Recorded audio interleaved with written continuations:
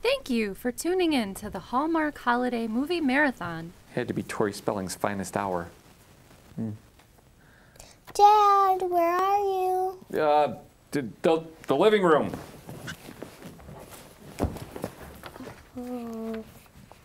What's wrong? We failed our school assignments. What assignment? What was it on? We had to describe a traditional Thanksgiving dinner.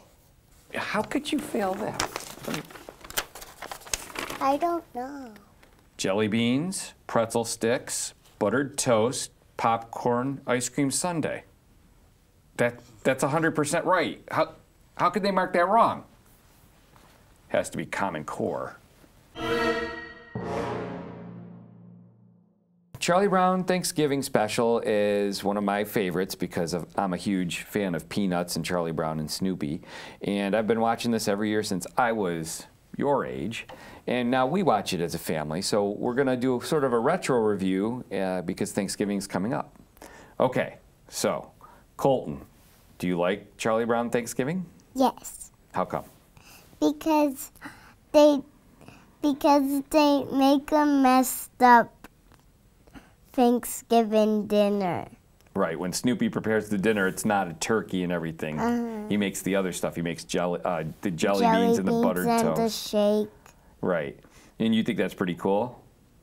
Mm-hmm. We've had that for a Thanksgiving dinner a couple times. I don't know if you remember. Yeah. Lainey, what about you? You like this? Mm-hmm. How come?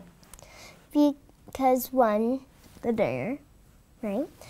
And then I like how Peppermint Patty invites herself and then the other ones, and then they get into this whole mess, but they try to actually work it into their plans.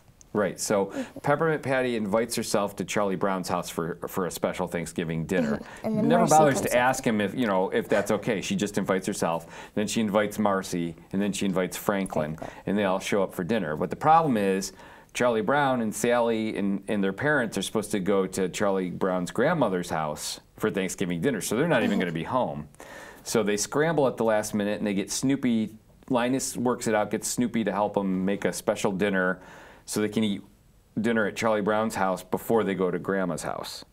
And like you said, the dinner is pretzel sticks, buttered toast, popcorn, jelly beans. Milkshake. And well, it looks like a sundae. I think it's a sundae, but it kind of looks like a milkshake. I would rather have a milkshake personally.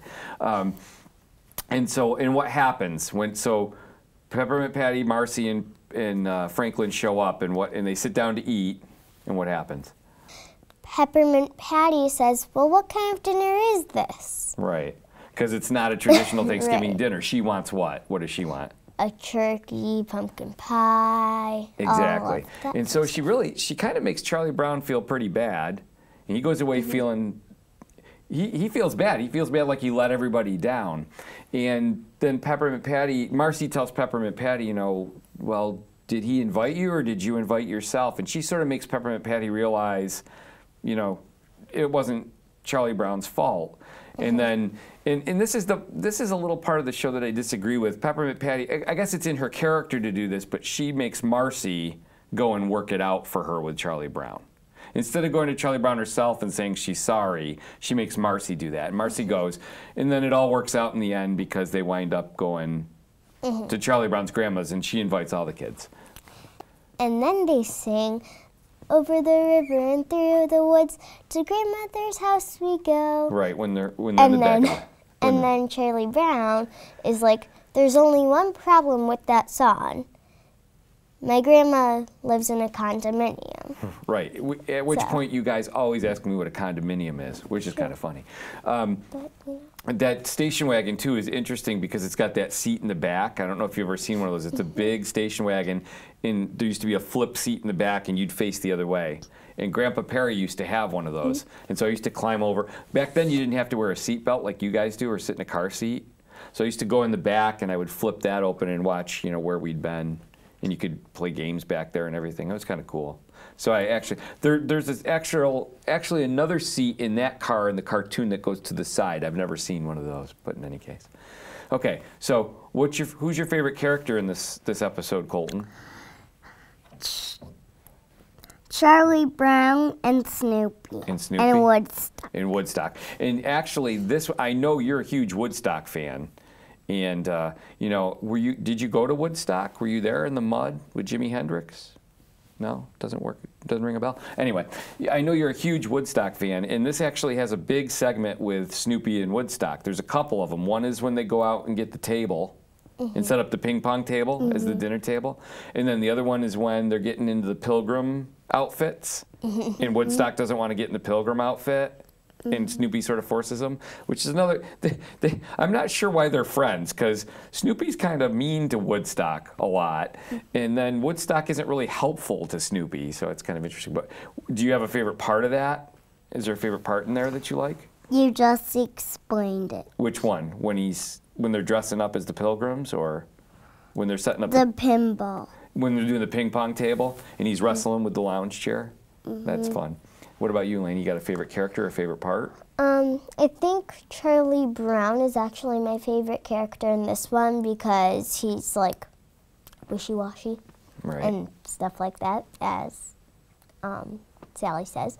But I think my favorite part might be when they're doing the toast, and then also when Woodstock accidentally butters Snoopy's ear. Yeah, because he toasts his ear by accident and butters it. Which is, they're a funny comic duo. I mean, they come up with some good bits for that. Anything in this that bothered you, or? Nope, I liked it all. You liked it all? How about you, Lainey? Not all. Well, there is one part that bothers me, and as a parent, I probably should point it out. There's the cannibal aspect of it, which I think is a little bit over the top. So, you know what I'm talking about?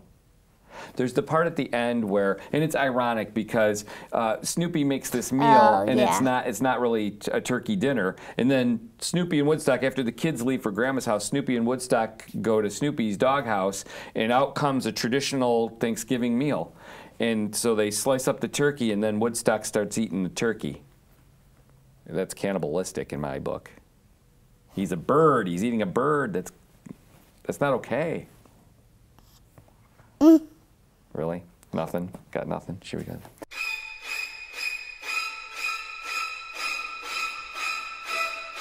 That didn't bother you? That Woodstock's eat? No? Not really. Okay. It's a cartoon.